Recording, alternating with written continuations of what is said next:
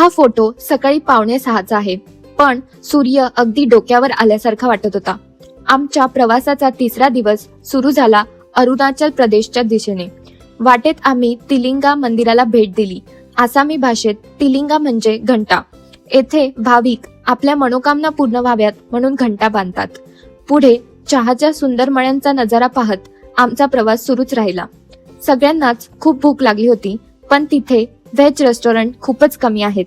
शेवटी एक रेस्टॉरंट सापडलं आणि छायांकला किती भूक लागली होती ते तुम्ही पाहूच शकता. तिथे एक गोंडस मांजरही होती आणि हे दोघं तिच्यासोबत छान खेळत होते. त्यानंतर आम्ही नामसाई मधील हिमनाम होमस्टे या सुंदर नदीकाठच्या रिसॉर्टमध्ये पोहोचलो.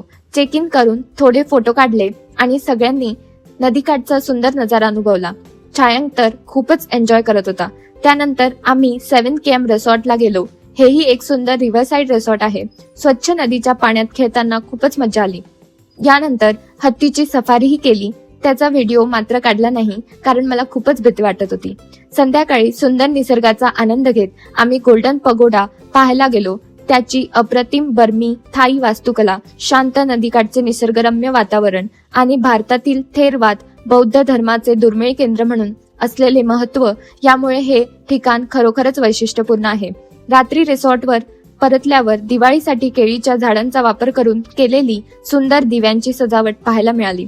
असा संपला आमच्या प्रवासाचा तिसरा दिवस. Stay tune for the next video.